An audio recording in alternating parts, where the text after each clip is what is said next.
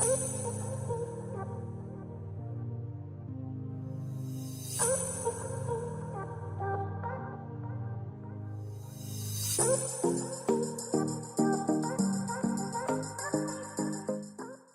everyone to Destination Indie, all your wonderful indie news coming in to you from Xbox Game Pass. As always, I am Captain Logan, but things are going to be a little bit different. I always have with me Kyleia. Kyleia, welcome back. How are you doing? It's been a while. Thank you. Yes, it has. Life has gotten in the way, but I'm really excited to start this back in 2022. Yeah, well, I was going to take numbers out of that so that we can totally keep this evergreen. But hey, if we're dating ourselves, you know, that's totally fine too. No, I'm just kidding. We're going to be doing Destination Indie as much as possible. As always, there are plenty of indie games coming in from Xbox Game Pass, and we want to make sure that you have an opportunity to know what's good and what's not, and what to play and what you should take advantage of outside of, you know, the times that you're sitting there playing Halo Infinite, because you really want those cyber stuff that are going on right now. But there's things are going to change. Things are going to be a little different from now on. As much as I love playing the games that Kyleia tells me to play, we're going to be shifting things up a little bit. In fact, one of our good friends, Zammwow, is going to be jumping in with us. He's actually going to be helping with the actual content of it, while I kind of take a backseat and start doing some more of the production side of it. So while I put everything together and make sure that it sounds all nice and fun for you guys, they are going to be the ones that are kind of heading off this conversation. So Zamm, welcome to Destination Indie. How are you doing? Hey, thank you. I am doing quite well. Awesome. Well, it's good to have you here. I'm glad that you kind of picking up the mantle of playing video games that Lish tells me to play, and help. Maybe we can actually come to some stronger agreements about what's actually good and what's actually bad, as opposed to me being wrong and her being right, and have some fun with it. You know, we can only hope. It's true. Yeah. Hope is all we have. So the game that we're jumping into this week is actually going to be the Artful Escape. So Lish, like this was kind of your choice. I played it a while ago, and Zamm, you played it more recently, and you just finished it. So I figured I'd give you guys the stage if you guys wanted to talk about the game and where it stands, what got you into it, things like that. Well, I actually want to start with in our discussions of how we were going to be making some adjustments to the podcast and how we were going to be handling everything. Ooh, better. I thought that I'd like to have a little bit of direction for it this year. One, it's motivation for us to play things for, you know, all of our listeners. But two, I just think it would be fun. So we decided to do alphabetical. So that means we're going to start with A and work our way to Z, and for better or for worse, whatever we find in that category when we get there, we're going to talk about. In this particular case, I heard excellent things from actually starting with you, from people about Artful Escape, and then Zamm as well. So it's definitely something that we wanted to give a try and see what we thought of it, and it was an experience. Yeah, definitely. Zamm, are you happy with this arrangement? Are you looking forward to doing this A to Z for indie games? Yeah, actually, I helped pick out some of them. I've got my B game done already, so obviously the A one. So I've got a couple more picked out. It kind of helps me, like, when you pull up Game Pass, it actually already brings games up alphabetically, so you can just kind of work your way down the list. Kind of helps. Can we get a bit of a tease on what the B is? Oh, it's Boyfriend Dungeon. Oh my. Oh my. And that doesn't mean we dislike any of the other games in the category. It's just what we felt would be the game that we most would like to focus in on within that letter. Awesome. Doesn't mean, like, for example, Origami isn't a good game or anything like that. I went on sexiness rating, so sex appeal. Oh boy. And everybody turns off the podcast. No. Oh no. Well, I guess that's kind of where I should pick up, huh?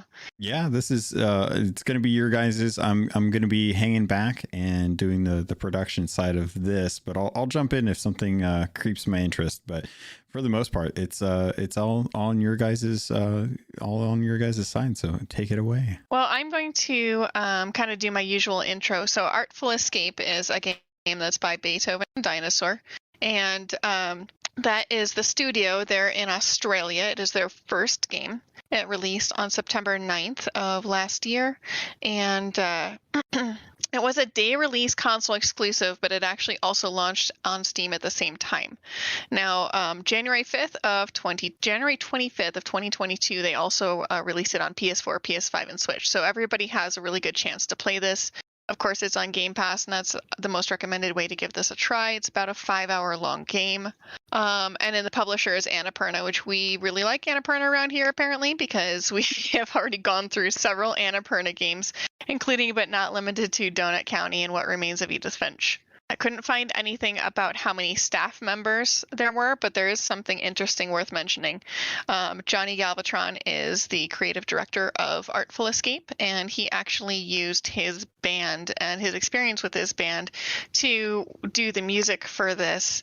The Galvatrons, worth looking up, really cool band. And then what happened is the Galvatrons enjoyed the whole thing so much that now they're releasing a studio an album that is based off of the game. Oh man. And this is normally where I kind of go through like gameplay style and stuff like that, but I guess it's kind of hard to explain or talk about what Artful Escape is. I mean, somebody told me prior to me starting it that it was an experience, and I do feel like that is the most accurate way to describe it. Not as a walking simulator or a music game, but an experience. Zamm, what are your thoughts on your first thoughts when you started the game?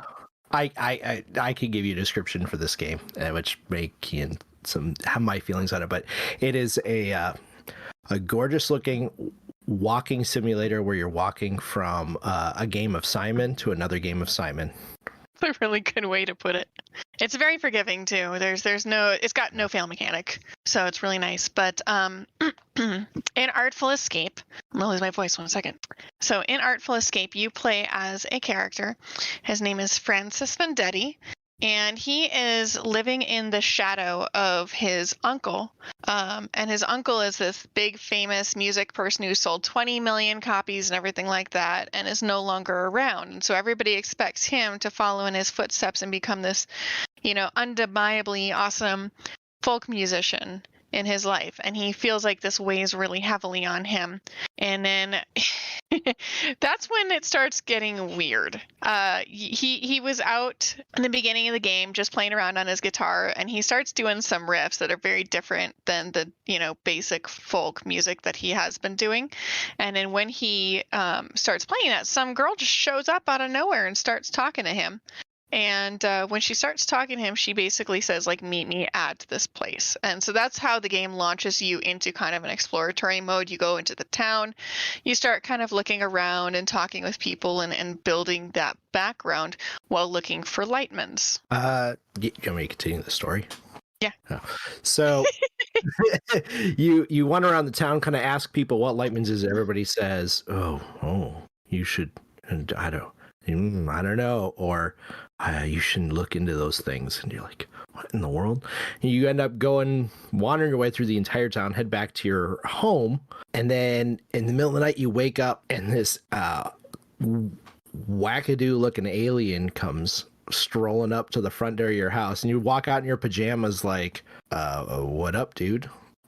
And he's like, we're going on an adventure. And you're like, where? He's like, Lightmans. And you're like, oh, awesome. And away you go off on an interstellar rock opera adventure. And this is where the game actually really gets interesting, because your whole time that you spend with the game from that point forward is where you really start to go on a journey of self-discovery for Francis, because Francis realizes through the course of his interactions with different people, aliens, experiences, that kind of thing, that he doesn't really know who he is outside of being in the shadow of his uncle. So the whole game is pushing you through these different experiences to figure out who you are and what you like and who you want to be and what you want to do with yourself. And there's like a point where you pick a name where somebody says, you don't have to be what everyone says you should be. Like, you can pick your own name. You can go be something completely different from what you are. And so it's 5 hours, but it's 5 hours of him coming to terms with what he wants to be. I always got Logan? a vibe that this was like a very, very much like the intro to any good sci-fi 80s movie. Did you guys get that? Like that feel when you were playing through it? Yeah. It's Yeah, definitely kinda. it's got some really interesting music and graphics and audio, and it's such a cool thing, and it's hard to kind of compartmentalize and say this is what it is. I honestly like the game didn't pick up for me until a little later on, probably about 2 hours in, which sounds weird. Okay, so halfway through. There's a point at which you go through 3 separate adventures.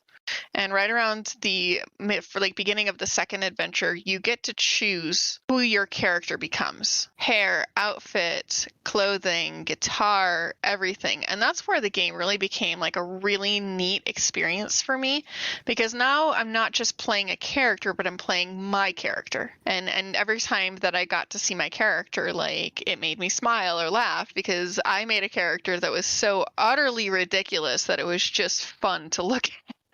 Same. He may or may not have been wearing leggings and hot pants and a cowboy jacket and spiky hair. I mean, maybe. Logan, what did you do with your character? I'm having a real hard time remembering. I just remember really just going like as goth as possible, like as rock goth, like just leaned heavy into all of it and just really enjoyed it. But yeah, and it's funny too, because when that scene or that section of the game first comes in, I was actually really bored. I was like, oh man, am I really just gonna like run around and customize my character? Like, I'd much rather just get back to the scenes where I'm just running through different planets wailing on a guitar. And I was kind of surprised. I was actually really enjoying myself when I was customizing my character, and by the time I got done with it, I was like, man, that was awesome.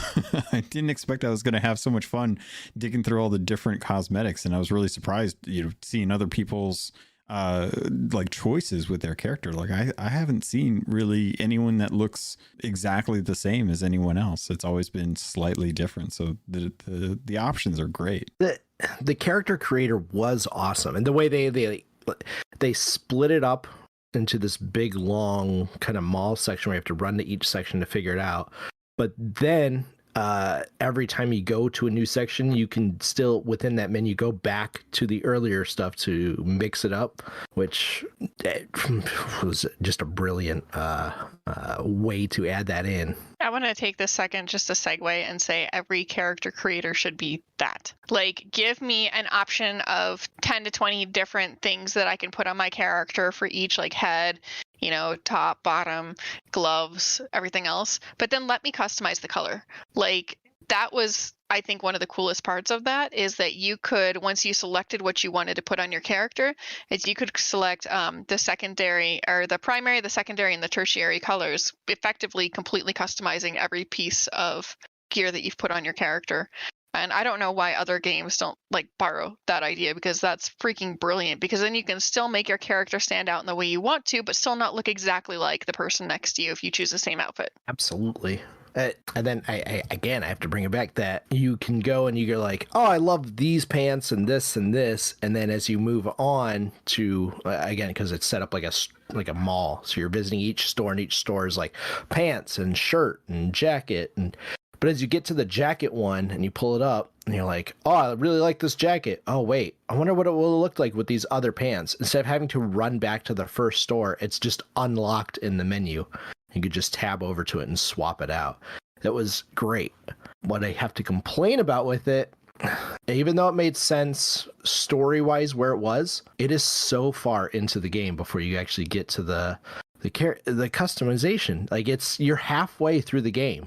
That's literally the halfway point. I would have liked to have seen it earlier, but I understand canonically why they put it where they did. I do feel like in stating that this is an experience, like, you have to really go all the way through. Like, don't play an hour and be like, I'm bored, and then just stop and never come back. Like, give it a chance, because the further you get into the game, the more dynamic the experience gets, and the more it really like resounds, and the cooler it gets. I want to touch really quick on the mechanics, because that's the mechanics, I think, should be discussed separately from the story itself and kind of what they were trying to achieve.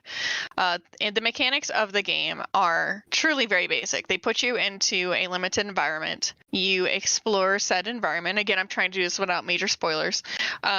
you explore said environment. Sometimes there's elevators and such, but you move all the way around, talk to everybody.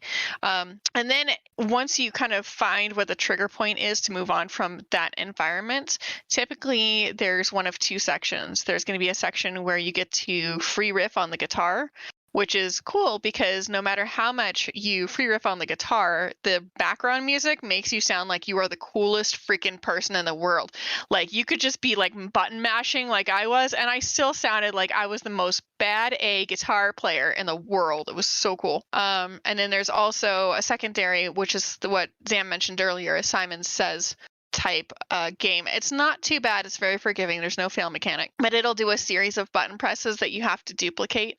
And I think the controller scheme and setup on that is really weird, and I never did quite get accustomed to that.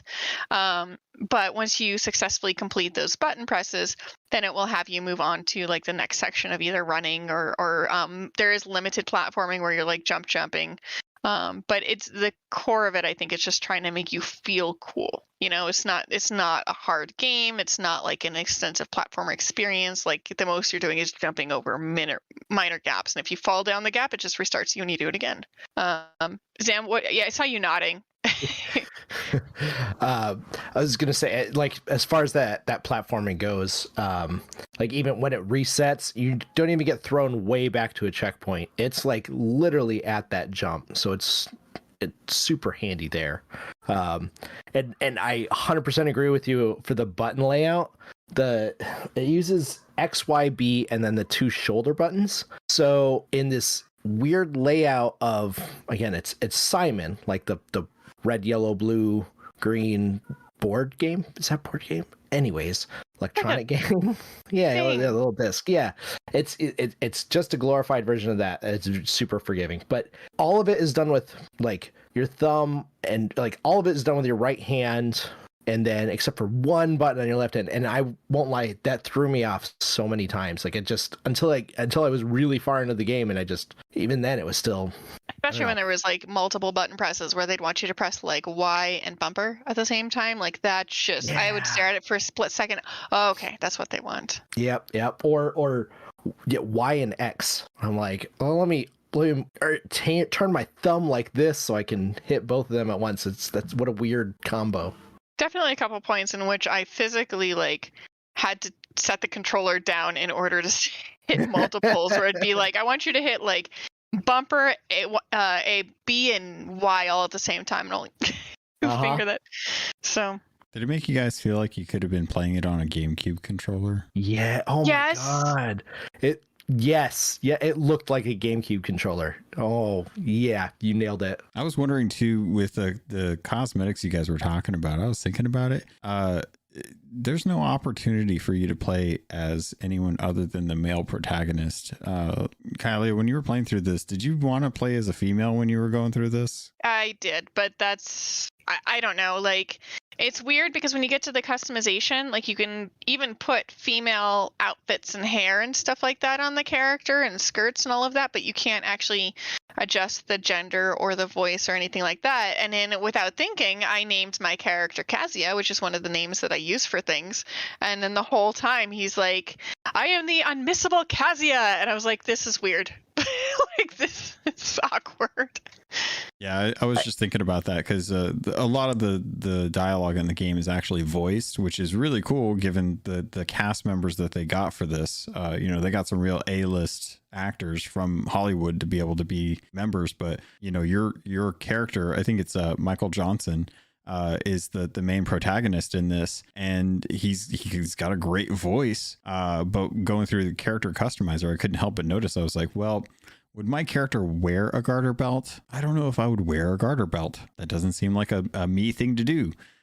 So I was thinking it was like I would probably be more okay with that if I was playing a female character, because I have no reasons for me to want to cross dress in this instance. But if I was playing a female character, then hell yeah, I would probably lean into the social norms of what people expect people to wear and stuff, and that felt more natural than what I was being given. But I think that was a really interesting point, that the game gave me options like that to say, if this is what you feel comfortable with, those options are made available to you, but not so far as to say that they're going to have a female protagonist. I feel like it could have. Yeah, it absolutely could have. I mean, obviously it costs more to hire a second voice actor or actress to bring them in and have them voice the thing, but you don't even have to change the character's name. The character's name is Francis. That's a nice multiple gender name. Yeah, gender neutral. Thank you. Words.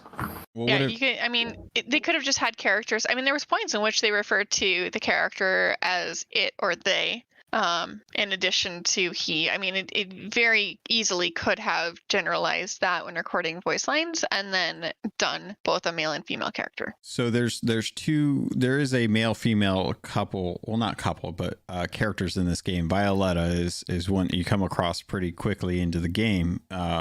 And she is fully voiced as well too. It seems like this would have been an instance where if I was making the game, I would have had the two voice actors that are doing Francis and Violetta record each other's lines, and that way you could flip the two characters when you're making the game. If you wanted to play a female protagonist, you would be playing as Violetta, and Francis would be the person that you meet later on, and vice versa for anyone that wanted to play through as a male presenting protagonist. That's actually a brilliant idea. Yeah, I agree.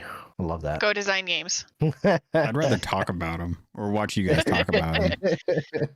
Speaking of, it does have a pretty stellar cast in terms of who did the voices in the game. I mean, there's not a lot of people. You stick with the main, people over and over, but there was Michael Johnston as Francis, Caroline Kinley as Violetta.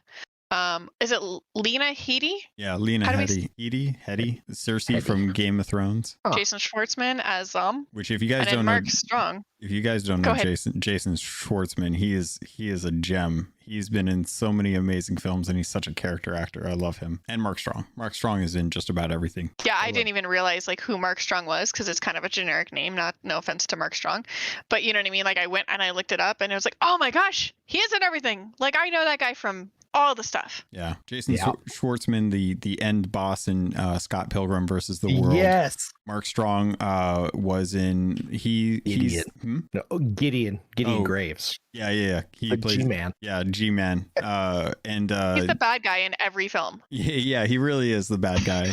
Mark Strong plays Merlin in the Kingsman franchise as well too, but he was also in Shazam. I love him. He's in I can't think of the one movie that I was just thinking about. I'm trying to find it real quick, but yeah, Mark Strong is in he does a ton of voice work as well. But he was Frank DeMarco in Kick-Ass, the bad guy in that one. He was Septimus in Stardust. Yes, he was. I love that movie so much. It's my favorite movie of all time. Yeah, so a lot of films of his that I absolutely love. Absolutely exceptional art.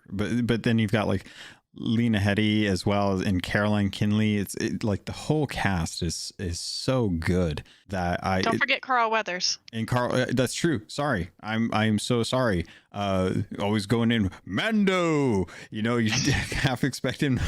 Carl Weathers talking about his fights against Rocky and hiring Mando to go take out some ruffians out in Tatooine. It's come on, this cast is insane. And yet during 2021, 12 Minutes was getting so much more play, so much more attention for its cast than the Artful Escape. I was just are you crazy? Look at this cast. They're amazing. That's all I had to say. Sorry for the non sequitur. No, I until we were it started rolling the credits in the beginning of the game, because I went completely blind. I didn't look at achievements. I didn't look up what it was about. I wanted to just experience it completely raw. And it started rolling the credits in the beginning. I'm like, whoa, look at these people. I had no idea that it had big names like that in it. Yeah, and unless you know the voices, it's hard to pick up. Mm-hmm. Yeah. What next? I was gonna say, why don't we talk a little bit about? Are we able to talk about the story without ruining it? I mean, the story is kind of the premise of the whole game. Yeah, well, I mean, it's like if you read a blurb about the game, like a synopsis of what the game is, like outside of it being a Simon Says walking simulator, if you talk about the story at all, it's an 80s film. Like there's a sad person at the beginning and he gets happy by the end. Yeah, it's pretty straightforward. You're not going to miss a whole lot. I like the fact that the character embraces like themselves. I guess, like, you know, and it doesn't let outside pressures or what other people want or think of them control what they decide to do, keeping this intentionally vague. Your classic 80s journey of self-discovery. Yeah.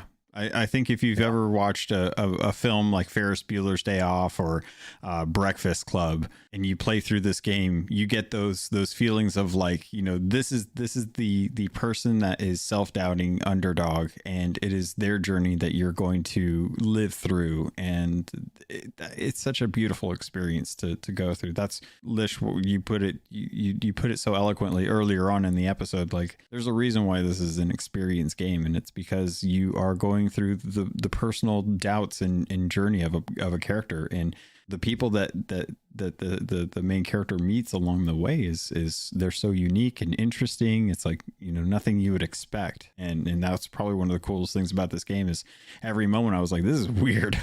This feels like I'm on an acid trip, and I've never done acid. So clearly this is touching on some nerves that, you know, like it reaches out and does creative things that you wouldn't expect, and really just kind of nails it. I think this is a perfect game, and I don't say that about anything ever. Man, I don't know if I would say perfect, but it's really well done. I think the flow is good, the pacing is good, the graphics, that's our next discussion, are amazing. I think the story is done extremely well. I just, there's not a lot that you can point out about it that you could say that was bad. Well, let's get into the, oh, sorry, Zamm, go ahead. You're right. I thought it was kind of boring. Really? Okay. Yeah. That's why I don't like, say it's perfect. It was, okay. It was pretty. And it, you know, like the story was fun. Again, you were like, it was predictable. I was like, oh, yeah, go figure. Oh, is this uncle? Saw this coming back. Okay, but and I don't know if it's just that I'm not used to as many walking simulators, having kind of coming back to indies, but. It's because I mostly play I've been playing a lot of adventure games, right? Destiny, that type of stuff.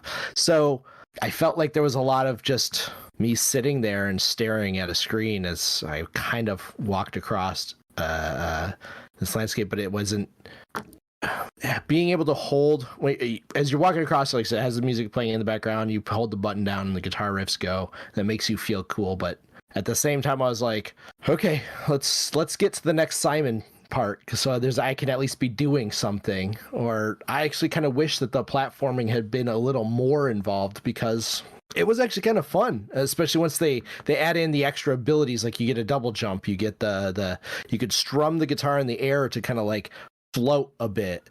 And you slam your guitar down, right, and you use that to do a special jump to get one of the achievements. Those were cool things that are never really used, and I mean, it felt like a lost opportunity there. I agree with you. The further you get in the platforming sections in the game, so like I said, there are 3 major like chunks in which it takes you on a separate adventure within the game. By the time you get to that 3rd chunk, the platforming is a little more involved, and it's quite fun. You know, there's things to bounce off of. There's like large gaps. There's like, you can catch yourself in beams of light. There's a lot of different opportunities you have in the platforming sections. And again, none of it's hard, but I do agree with you in that it's more fun because it's more involved versus just jumping over some logs or jumping over some gaps. Now, see, all that platforming that you just said, like the beams and stuff, that's all in the 2nd section. I thought that was in the 3rd section. Nope, it's in the 2nd one. The 3rd section is where you go up to do your final performance and stuff, and that's where you're running through like the village and stuff. And it. Oh yeah, okay, I'm with you. Yep. So it's the best part of the game is that kind of middle chunk, you know, where you get to right after you've designed your character and everything, and then it just kind of goes, okay.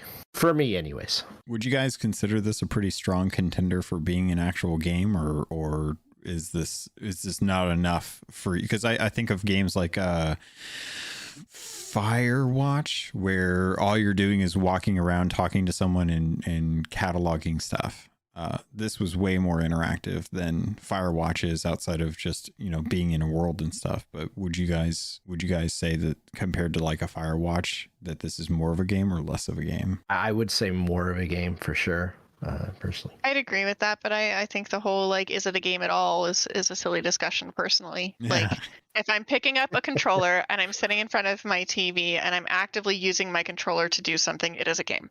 Regardless of what I'm doing in the game, if it's just walking around or reading journals or cataloging things, it's still a game. Like Sea Life Safari was a 360 game, and your whole game, all you're doing is just going around snapping pictures of sea life. Still a game. It's just Pokemon Snap right there. Audience, I feel like I have to say this.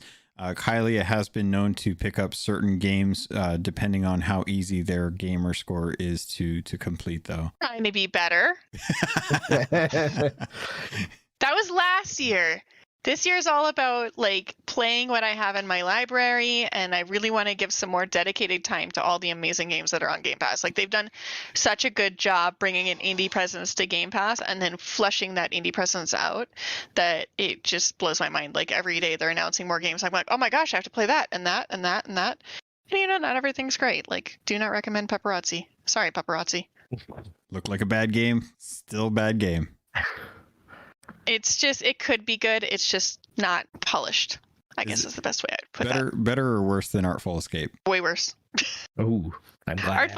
Artful Escape is good. I really did enjoy the time with it. Like, I think one of the things I enjoyed about the story of Artful Escape, and maybe it's just me, but sometimes when I play a game, I just want to play a story. I don't want a love triangle. I don't want them to, my favorite thing where they kill a character off or they kill a family member off to try and artificially like draw your emotions. Like, I just give me a good story. You don't have to kill anybody. You don't have to be in love with anybody. There doesn't need to be a love triangle. There doesn't, you know what I mean? Like, and that was really refreshing in Artful Escape. Like, yeah, there's a male character and a female character and they're interacting closely, but nobody's in love with each other, which is awesome. Like, you know what I mean? Like, you can have those interactions and not have to have a romantic influence. Everything you just described was the qualifications for Spider-Man for PS4. I just want to point that out. It was a Spider-Man game, but everything you just said would be applying to, like, these are the cheap things that Spider-Man does to get you to feel like it's a good game. Oh my god. I mean, yeah. I wasn't trying to throw Spider-Man under the bus. I thought the parallels were interesting. I agree Spider-Man. with you. I'm a sucker for like a vengeance story or something. But I get it. I get why, especially triggers for certain people. Speaking of which, can you think of any story triggers in this one that might turn people off? Like things that they would. Sorry, I blanked out because I was responding to it. You're good. My wife was texting me a price about a transformer that she found at a shop, and I wanted to make sure that I let her know not to get it. Sorry, what was the question? Story triggers in the story that might be upsetting or otherwise somebody might take issue with. I don't really see anything. Like, even in his, like, the way he's treated about wanting him to like take over the mantle and everything of his uncle. Like, I don't feel like anybody's like, I mean, the worst thing is that one guy who's kind of yelly in the beginning, but who supposedly punched a dude in the neck in Boulder and killed him. Yeah, like the bully at the beginning is really the only triggering thing I can think of. Everything else really does feel like a sense of exploration and discovery, and anyone that has trouble with that is like, I would say if you're I can't think of it. If you're agoraphobic, maybe this would be a big stretch for you to have to feel comfortable, getting out of your house to go do something. But outside of agoraphobia and bully, I can't really think of anything that would be too triggering. Yeah, same. I can't really think of anything either. So that's good. Hey, you know what? Perfect game. 10 out of 10. I think you mean 5 out of 7, sir. Oh, you're right. Sorry. 8 out of 9. 7 out of 9. Ooh. Let's talk about the graphics. Okay. Let's age us all a little more. Yeah.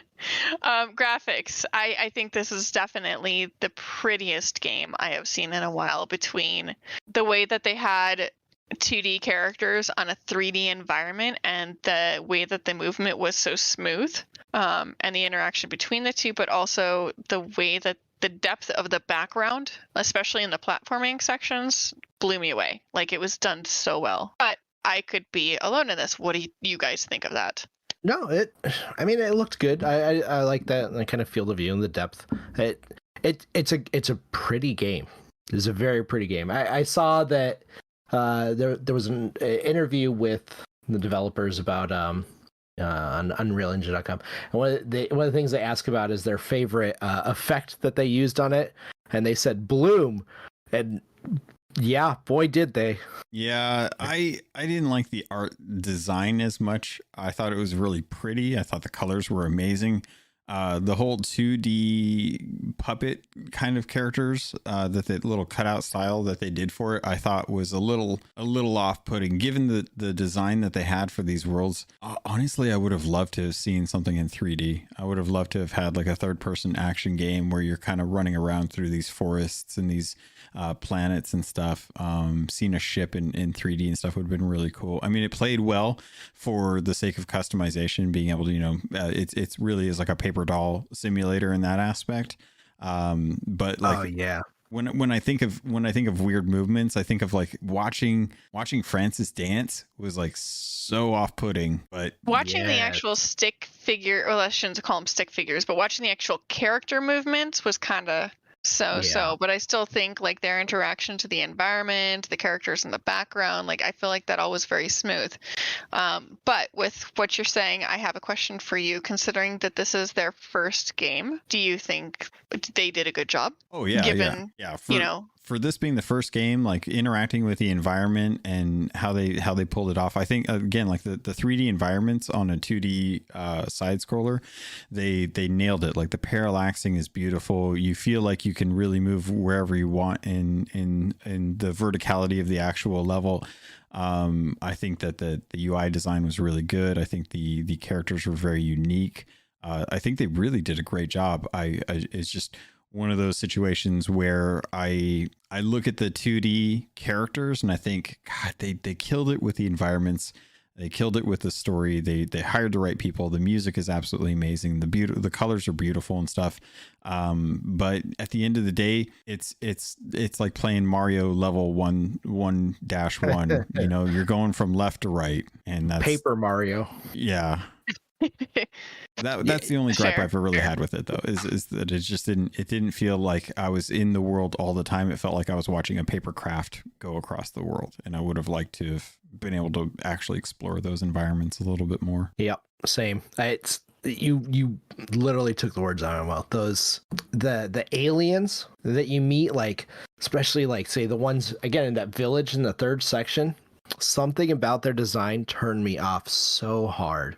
Like they didn't flow with the similar design style, I guess. And it just, like they looked like something you pulled out of a totally different game. And then, like you said, with the movement, I'm pretty sure I've seen that exact style of movement from someone like the Barbie Flash games my daughter has on her tablet. So, High praise. It was a little weird. I would have liked to have seen some more variation in the characters across the different sections of the universe. I'm air quoting here that you guys can't see that on the podcast, but across these different sections of the universe where they're traveling to in these 3 different sections of the game, I would have definitely liked to see some variation in like the styles of the aliens and stuff, because it's just not there. Which brings me to, dude, what's up with 1, everybody wearing glasses, and 2, everybody not having arms? Yeah, right? It's a weird character decision, right? Like something tells me that they had problems like with eyes. Because with papercraft, how do you get, like, if you look at the feet when they're standing there are pointed in the same way, but it looks like their legs are broken, and it's so weird. Especially given like the backdrops, like the ice level with the Aurora Borealis, and you get those weird crustaceans with the neon cities on their back, and they're flying in the background, and it's just like, this game is amazing. This game looks so cool. And then I look at Francis and I'm like, Oh, buddy. Oh, buddy. You got big wonky feet and they're pointed in the same direction. It looks like your legs are broken. I'm so sorry for that. There's no 3 dimensions to your body at all. And I, it feels so rough, to look at that. So I given that this is the first game, I think they killed it. I think they absolutely killed it. I don't know how they got the money together to be able to get the cast that they did. 'Cause it seems like, they still managed to pull off a really good game.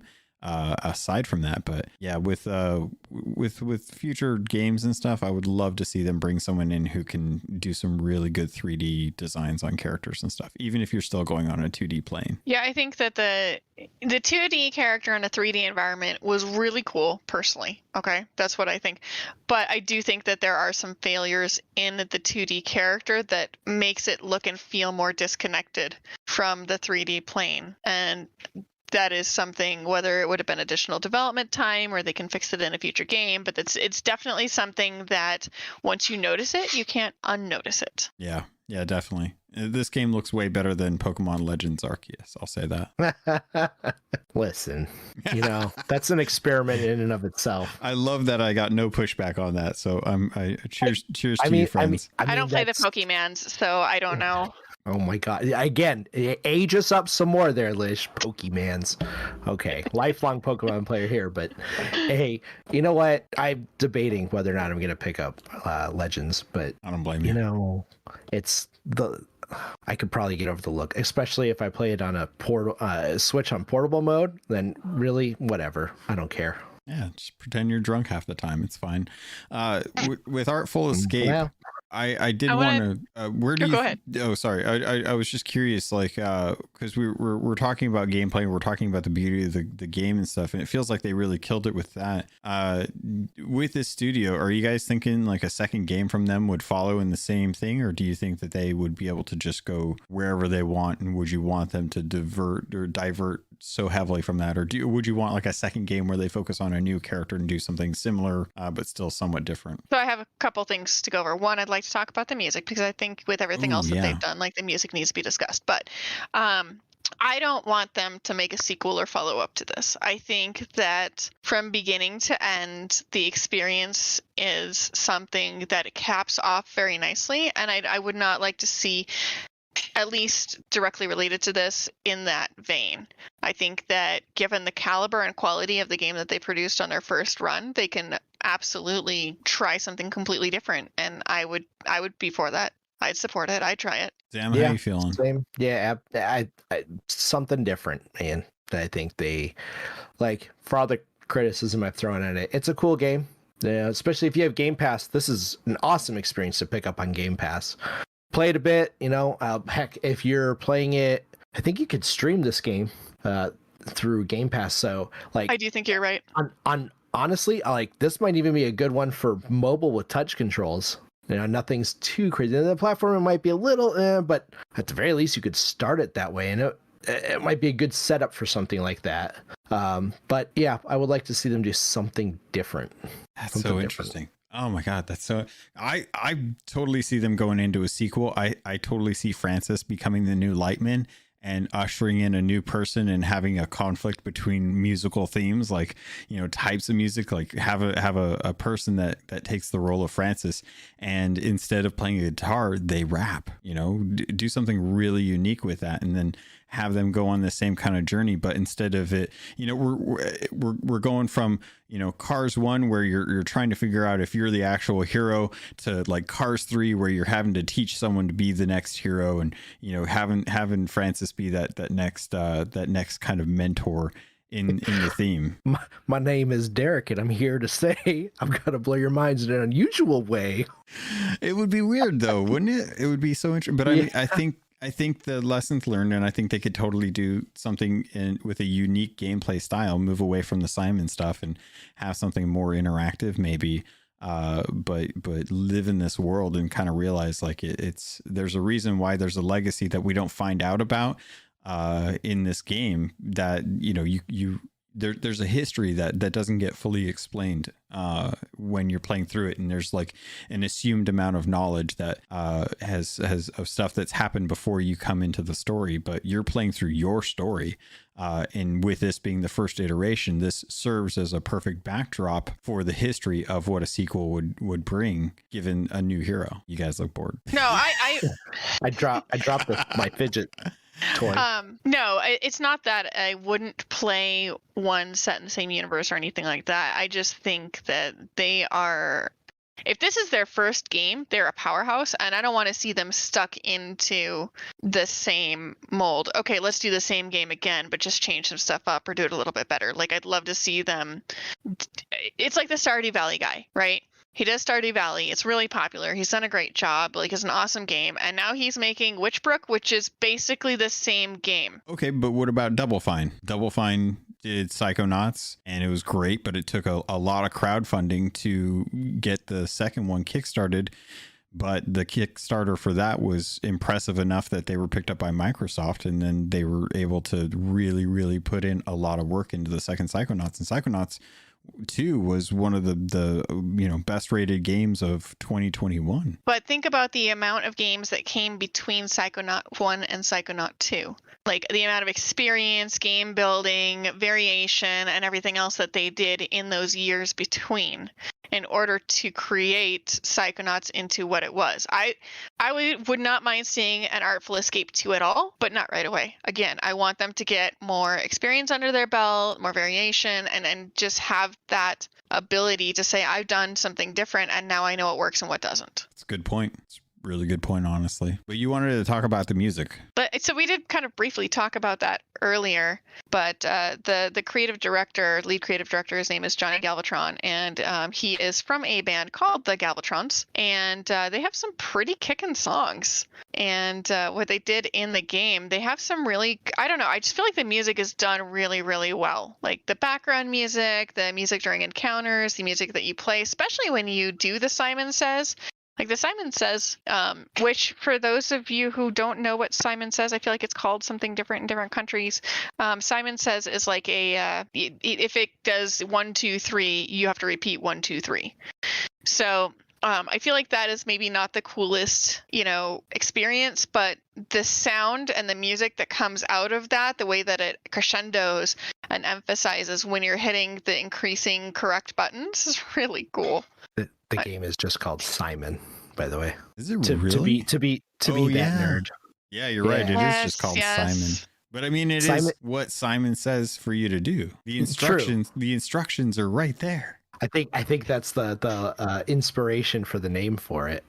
Probably. I had the wiki pulled up, but I closed it down because I wanted to double check. That's too funny. Yeah, I think the thing that I think I enjoyed about the music the most was how effortlessly it is when you're listening to the music, and when you go to play the instrument, you're literally just holding one button down as you kind of venture through the worlds, but how beautifully it syncs up with the background music. Everything that you do with the guitar just accentuates and enhances the music that's already going, and it's like, well, now I don't ever want to let go of the guitar button because it just makes it sound so much better, so I'm just going to be wailing the whole level, and anytime I stop I'm like, oh, but it just sounds so much better when I'm playing. And the way that the backgrounds trigger and react to you playing the guitar and then add to that music as well with additional notes and stuff like that, it's just really well done. And I think that's one of the things that they focused on in the game was we want this to be a really cool musical journey for people. And I think they succeeded. I feel like I wanted to, because you bring up something that I didn't think about till now, but one of the few things that I think goes unnoticed is the fact that the background and the environment around you react to you playing, and it seems silly, but it feels like a dopamine hit whenever that happens. It feels like they figured out how to gamify you wanting to hit that button more because the world reacts to it, and if it's one thing that us as humans have noticed, if a podcast is any example of that, we want attention. So when things react to us doing things in the world, it's like, oh, they noticed me, senpai. I hit the guitar. And it's something that goes unsaid in the game, but it's definitely present. And I think it's a subconscious desire to want to be noticed and to want to feel like what you're doing is impacting the world around you, because in this game it literally is. Yep. I agree, full stop. It was awesome. I don't think that Artful Escape would have been the game that it was without the way that the music was handled. Are you okay there, buddy? I don't know what you're talking about. Oh, okay. Yeah, I agree. I will say, having to hold down the guitar button the whole time just so that you could keep the music going, and some of the platforming was a little annoying, but I'm sorry, was running in Super Mario too tough for you? Listen, I'm sorry, I just want to make sure running and jumping is something you struggle with. Okay, hey, sometimes I can't walk and chew bubblegum, all right? Just want to make sure. Sometimes it's hard. I mean, it wasn't that bad. Mostly when it was, if you were trying to use like the guitar dash that you had to do or something. Mm-hmm. Like you're like, oh shoot, I gotta let go so I can hit it again and do the guitar like that. That would be a little frustrating at times, but in the grand scheme of it, it was pretty minor. Is that a testament to the enjoyment that you got when you were holding it down? Because you're like, oh, absolutely, I'm not paying attention. I'm too immersed. Yeah, exactly. I think that was one of the best parts of the game, was that interaction in the background. Like you said, as the creatures come alive in the background and stuff happens.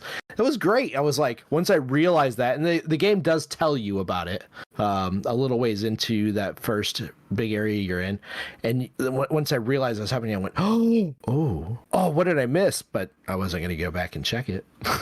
It could have been a toggle, like if you pressed X and toggled the music on, and then you could have been able to make those jumps and stuff without having to let go of the button. I think that could have maybe been handled a little bit better, because that is something that I definitely noticed on my playthroughs too. Most of the times that I fell into a gap and missed a platforming is because you're supposed to do jump, and then use your guitar to get over that last bit of the gap. And because I was holding down the guitar and watching how like the backgrounds reacted, I did not have that available, and I would fall in the gap and die and have to start over, which again, it's not punishing. It's not a big deal, but I think it probably could have been handled better. Well, let's speak a little bit to the accessibility of the game. There's not a whole lot that really can be factored into it, but as you say, like the Simon aspect of it is forgiving for the most part, but there's not really any kind of good audio cues if you don't know where the buttons are. And I definitely think this game could use from a little help from some of the other studios out there that build accessibility into their game from the start. Like you said, having a toggle for the run, I think would be really strong for any future iteration of a game like this, where the intent is to try and experience it, less so like the technical skills behind it. So not having to hold that down if you can't hold down buttons for long periods of time, it does kind of take a lot of that enjoyment away from the game. I can say if I didn't have my Elite controller and have that button remapped to something on the back, it would have been much more of a pain for me to hold the button down to play while I was running. And there isn't much, speaking of, in the way of accessibility options, like at all, which is disappointing. Because one, when you get into the sections where you play Simon, I personally struggled at some points to go, what am I supposed to be doing? Oh, I'm supposed to be looking over here, seeing that this looks like, the magical musical key, and I'm supposed to be repeating that. So there's a couple times where I slipped there, and I can see if somebody maybe was colorblind, like they would really struggle with that. And then also I think that they could, I don't know, they just could have handled some of the things better in that same vein for that reason. Like, what if somebody was sight impaired? They're really burned. Yeah, that's kind of where I think, or at least where I'm hoping, tools like really good haptic feedback. I think the PlayStation 5, I would love to play this on the PlayStation 5 controller to get an idea if haptics were actually enabled for that controller, because it is very good when it comes to having pinpoint accuracy based on vibration. to help with that, because I would love it if there was a way to try and indicate, like on a controller based on feedback, what buttons you would have to press. So you would have the buttons, your fingers on the buttons, and whichever one vibrated or whichever part of the control pad vibrated, you'd get an idea of like, okay, it would be the left side of the buttons or the right side of the buttons, or kind of work around that and see like if there's anything that could be done to help out with sighted or unsighted people. Yeah. Sorry, I always leave with a non sequitur. I don't know why. I don't know. Leave with another one. Is there anything else specific you guys would like to discuss in pertaining to the game experience, the story, the music, anything that you would like to point out or discuss? Because otherwise, I think we can kind of move to like a final thoughts. Final judgments. I can't really think of anything. I really did love the fact that even through the story, there's moments where you think things are going well, but they don't actually go well. And then I really just didn't like the ship and the dancing. I think that the ship and the dancing were so weird. But I do think this is one of those games where if you've got a night and you're not sure what you want to play and you want to try something weird, I think this game is going to be that. But it is really off-putting if you're not used to really out there character designs. Like if you're not a fan of like Babylon 5, or you've never seen a Star Trek episode or a Star Wars thing, like this is going to trip you out and you're going to be like, what the heck am I looking at? Because this is kind of crazy. But that's about it as far as like some of the things that I would kind of wrap up with. Dialogue system.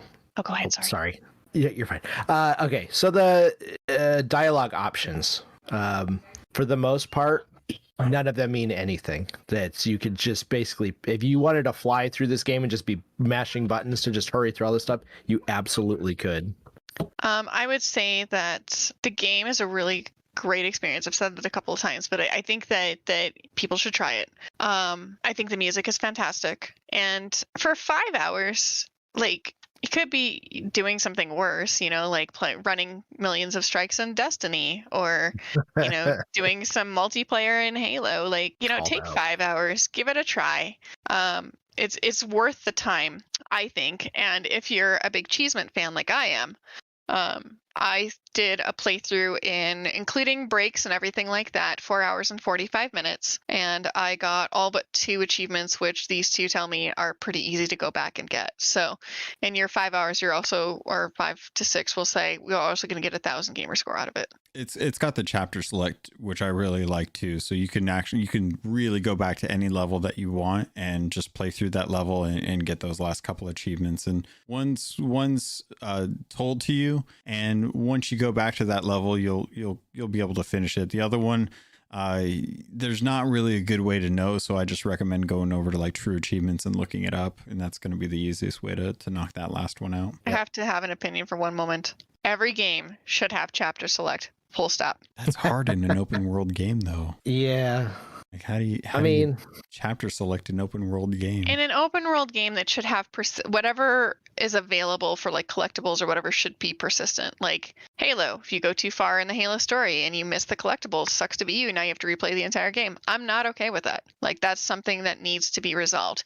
If it's a linear game, it needs chapter select, and if it's an open world game, then collectibles need to be persistent or reattainable in some manner, because otherwise like you're ending up playing through the entire game for one collectible. Like it's not worth that. It's funny because I look at Halo as your example, and I think that actually is probably the worst of both, because it is an open world game, but there's so many linear parts where you can't go back. But it would be easy enough to chapter select those moments that I'm like, oh, why do I have to go back and do the beginning of the game again just to try and find this one random skull that I can't find, and then still can't find it anyway.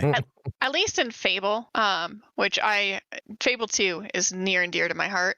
It would show you. It would say this area has blah, blah, blah collectibles. So you would know before you moved on from that area if you'd gotten everything. And I think that if you're going to have an open world game where you move past a point of no return, they should at least have that available to you so you know, okay, I need to be looking for something. Doesn't even have to tell you where it is, just that it exists. So you know, okay, if collectibles are important to me, I can't move on yet. Yeah, that would be nice. I think it comes down to priority of what the what the team is actually shooting for. If you know, the collectibles are there and they're just something that they want you to, you know, have a reason to kind of explore in the world, that's great. It's exactly what I enjoyed about Breath of the Wild when I was playing through that Zelda game, is those collectibles, those little Koroks and stuff weren't necessary, but they did help out, and it kind of made the game a little bit easier. So it was worth kind of going and doing those. But collectibles for the sake of collectibles are rank right up there with hiding lore tablets out in the world that you have to go find and to get the story of a game. Like, I don't, if you can't, if the story isn't good enough to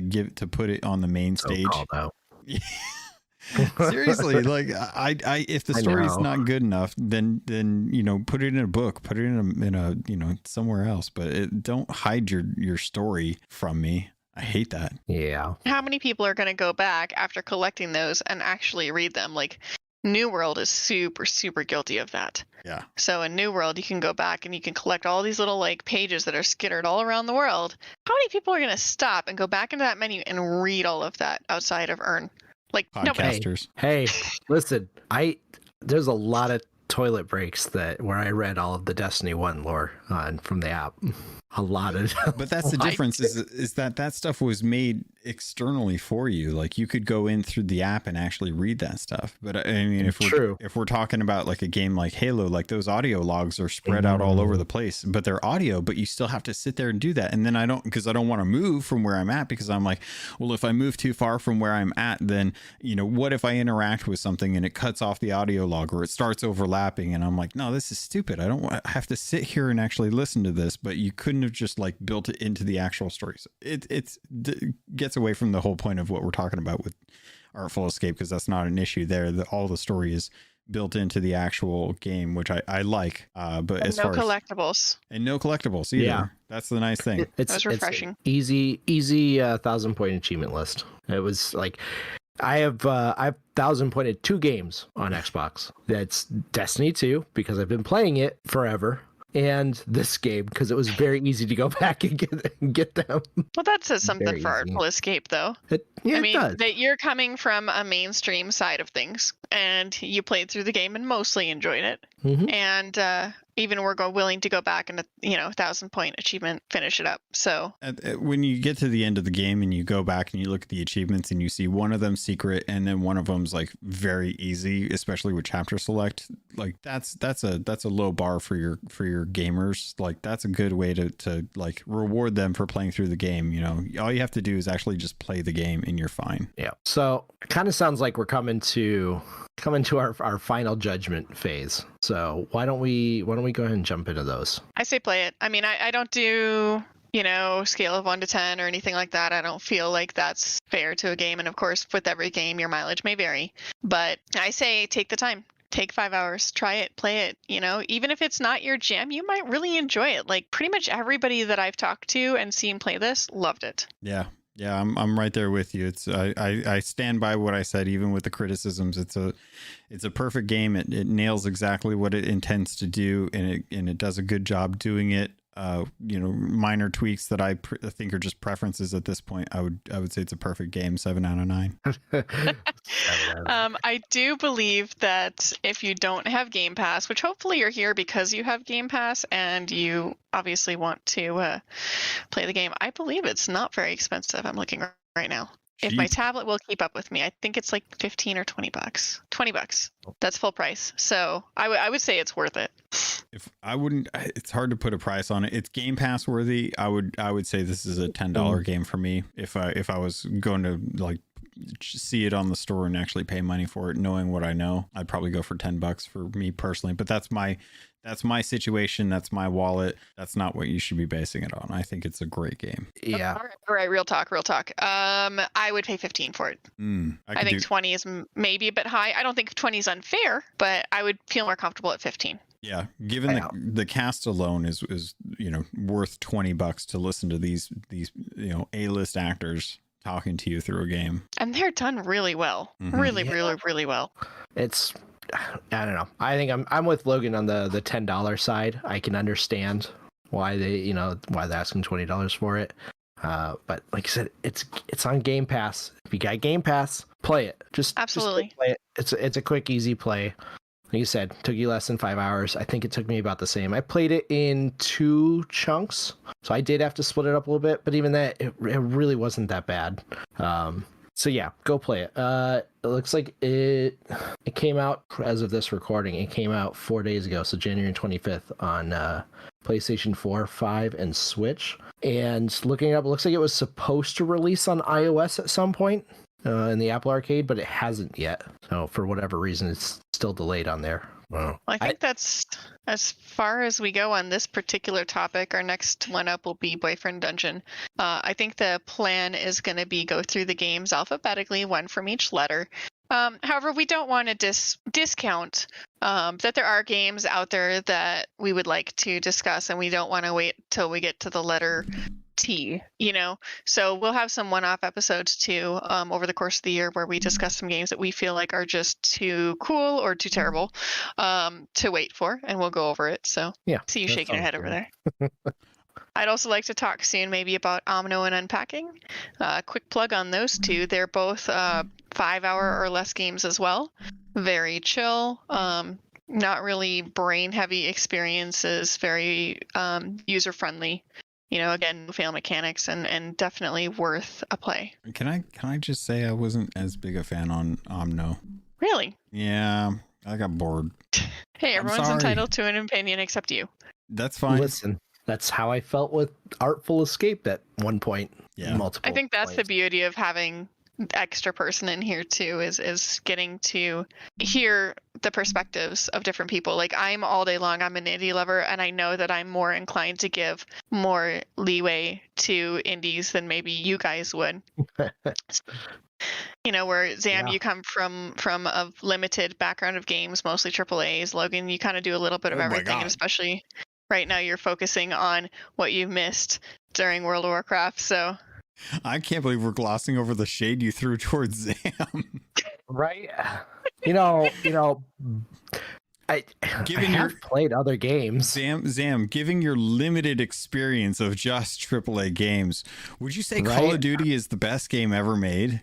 Well, I haven't really played a Call of Duty since Modern Warfare, so because they haven't been good since Modern Warfare. It's a shame that with your limited AAA experience in video games, oh my God, you haven't really experienced the beauty that is some of these top-notch Call of Duty games. Lish, as someone coming from the extensive indie background, did you enjoy the fact that they tugged at your heartstrings by killing a character or making you feel like you were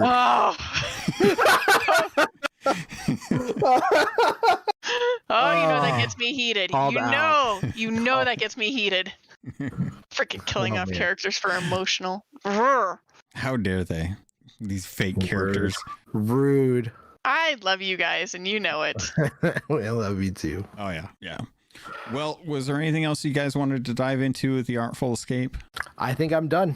All right. I think we're good. Just a friendly reminder again, look up the Galvatrons.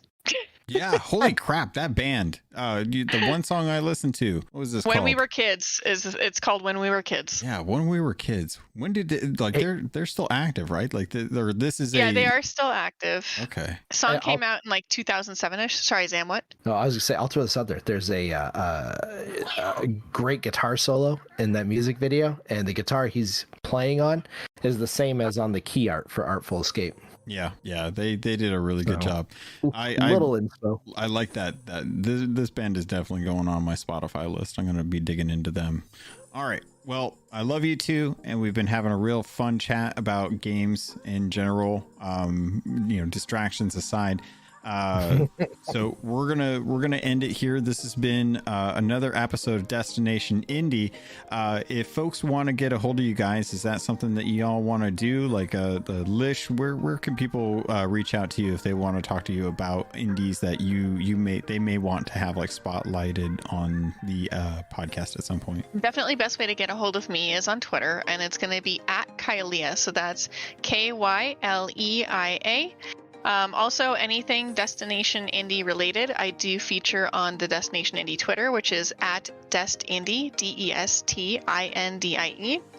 And then, of course, you can always email me at destinationindie@gmail.com. Awesome. Zamm, you got any place on social media that people can reach out to you, or do you want you to stay anonymous and not have to worry about getting crap for only playing 2 video games in the last 15 years? No, reach out and try it. I despite all the shade that Lish has thrown at me, I really have played more games. That you can find me on Twitter at Zammwow.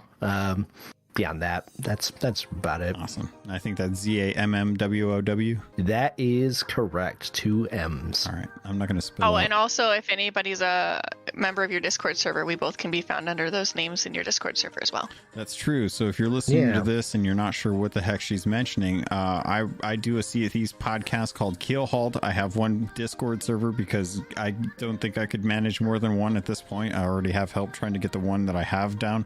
But there is a Destination Indie channel set in there specifically for the podcast. I still have to try and convince Kyleia to let me bust this all out and put it all on anchor.fm so that way she can have full control if she wants to, and that way if I die as some character in an indie game called Life, then it'll be really easy for her to continue this on with Zammwow, and that way if I mean, I have 2 cats. It's highly probable I might die in my sleep because of one of them. So just saying. Oh, you're going down. I know. It's okay. I feel like it's already gone on too long. So yeah, links in the show notes if you guys want to get a hold of us. Really appreciate all the love and support that people have given us. We know we've been sporadic. That's podcasting for a lot of people. It's fine. It's normal. We're here now, and that's what matters. And we're going to be bringing more indie games to you in the future through Destination Indie.